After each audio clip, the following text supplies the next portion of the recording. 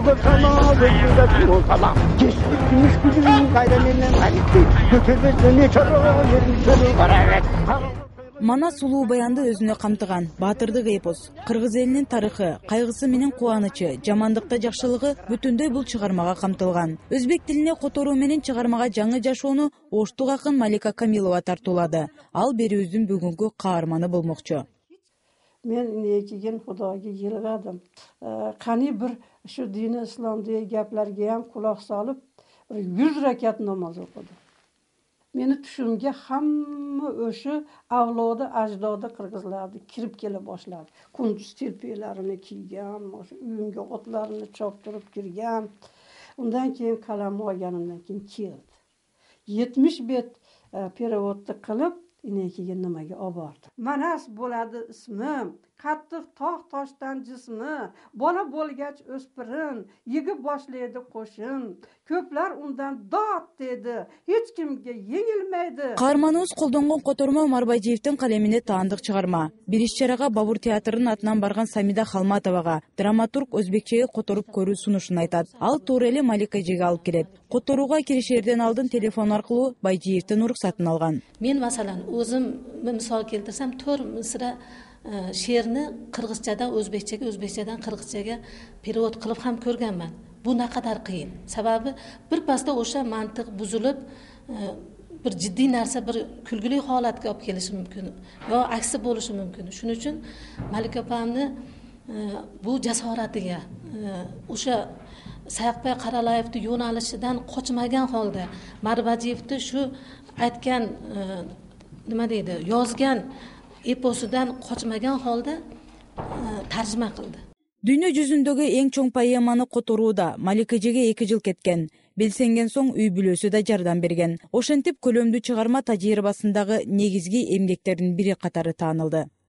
Marbajiev o'zini Manas eposini bir 10-15 tilda nima qilib ayttirib konkurs qilgan. O'zbekchasini aytish shu Samida xonimga nasib bo'lgan. Samidaxon o'shundan foydalangan. Lekin shunda o'qiyotganda, haligi kompozitsiyaga tushirayotganda qiyinchilik sezgan. Keyin ancha-muncha yerlarni o'zi to'g'rilab, yine o'qib, u yerda sovrinli o'rinda olib, bizni o'zbeklarning yuzini yoriq qilib kelgan bu qiz.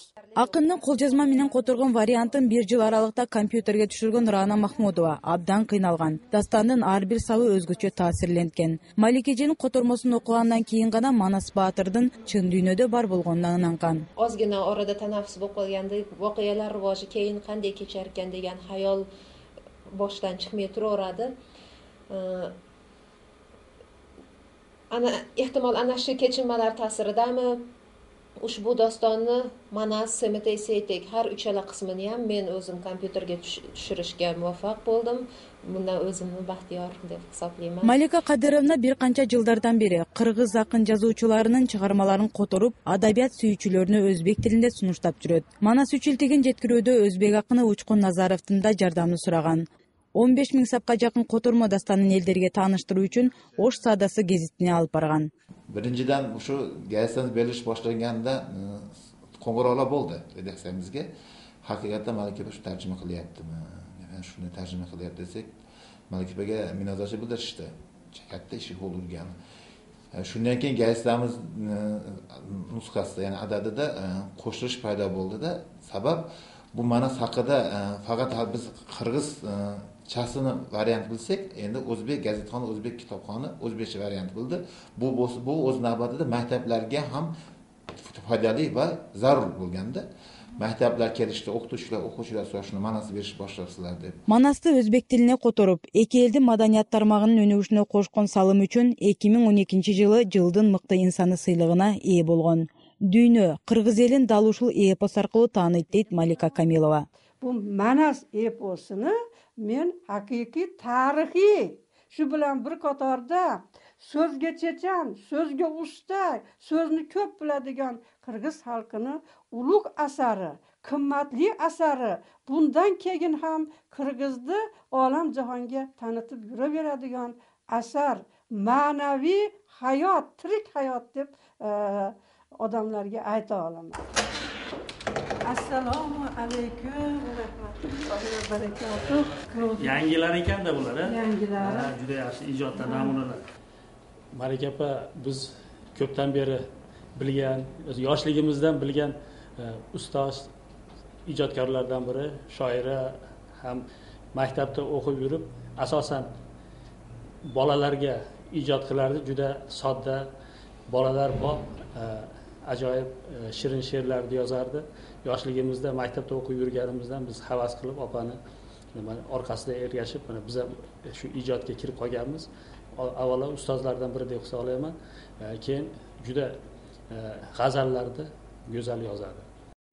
Малика Камилова көп жыл орто мектептерде, Ош облустук окутуучулардын квалификациясын жогорулатуу институтунда өзбек тили, адабияты каанасынын мүдүрү болуп иштеген. Келинчек, Жарылташ, Армандуу дүйнө жана башка бир нече китеп топтомдордун автору. Эмгегинин үзүрү менен маданияттын мыктысы болгон. Men ham bir paytlar she'r yozib, shu she'r orqasidan shu jurnalistikaga kelib qolganman. Meni sen dedi bir yerga olib boraman dedi. Undan keyin unda o'sha Leli yo'li chiqardi, shu yerda Ilhom klubi ishlar bo'lardi. Meni Ilhom klubiga birinchi bo'lib Malikaxon opam yetaklab kelganda, undan keyin mana endi hayot o'zini har xil so'qmoqlarga boshlarkan insonni Malikaxon opa keyin ham bolalar bilan bog'ladi hayotini, o'qituvchilik qildi uzoq yil, turmushga chiqdi, turmushni haligi bir me'yorda olib ketish uchun harakat qildi, turmushda og'ir yengilliklarga chidadi va hozir ham chidab keladi shu narsaga. Men Malikaxon opam ko'pincha aytib qolaman, opa, siz salmoqli kitoblar chiqaryapti. Malikaxon opam salmoqli kitoblar chiqdi. Men aytaman, Malika opa, nima manfaatdor bo'lyapti shu narsalardan? Meni fikrimcha shu Yevropa, ya'ni qo'shni ana shu chet o'lkalarni asarlari bo'lsa, ana shu asarlarni o'zimizni tilimizga tarjima qilsa, menimcha yaxshiroq bo'ladi deb hisoblayman. Qirg'iz asarlarini ko'proq, Manaschikkina. Ruslar, turklarniki. Pushkindan, Lermontovdan chiqarmalarini qirg'izcha bo'lishini qalaytirgan. Korey tilidagi. Misol men kitobda nimalarni o'qiyapsan? Rus tilida yozishlar chiqardim. O'sha Pushkin, Gogolda bo'lsa. Hunarida gapi soz, erkalashsa to'ymaymiz. Ba'zan kech ishga chiqsa, sog'inishib o'ylaymiz. O'rganib qoldik unga, ketkazgimiz kelmaydi. Ammo bizning mehrimiz u zarracha bilmaydi. Bilsa edi tez-tezda tashlab ketmasdi oylab. Dadamga aytaylikmi, gilosga qo'yar boylab. Ko'rdingizmi? Bola aytayapti. Yaxshi ko'radi, qo'shnimiz bo'sh qoldi chiqadi, meni o'g'lim bu yoqqa chiqadi, meni bola bu yoqqa chiqadi, bizni kemtigimizni u to'g'rilaydi, uni kemtigini u to'g'rilaydi. Shunaqa qo'shnida endi yaxshi ko'ramiz hammamiz. Endi yaxshi ko'rib qolganimizdan shu ketmasa bolalarni tili shirin bo'ladi-da, qarang. Bilsa edi tez-tezda tashlab ketmasdi oylab. Dadamga aytaylikmi, gilosga qo'yar bog'lab. Gilosga bog'lab qo'yasizmi dadi degan so'zidan shu she'r kelib chiqdi. Малика Камилова кылган эмгегин урматтаган жолдошу менен бала чакасына ыраазы. 47 жылдан бери жолдошу экөө үй бүлө очогун өчүрбөй, 2 кыз 2 уулду эрезеге жеткиришкен. Birinci günlerle bizi toyumuz buradan günümü eşinden başlayıp bir körüsteyle muhabbetimiz düşüp şunca yıldan beri bana tinç ama sağ selamet yürüp biz bolalarımız bana endi bizi ayolımızda bana 4 farzand ko'rdik, 2 o'g'il, 2 qiz.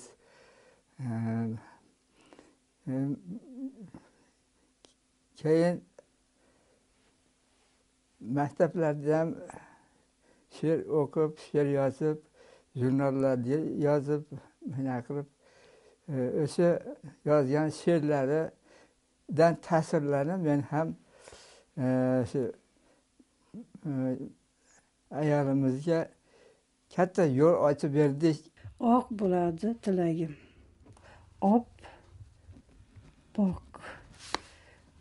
bo'lar tilagim. İntimoqni ko'rganda oppoq bo'lar tilagim.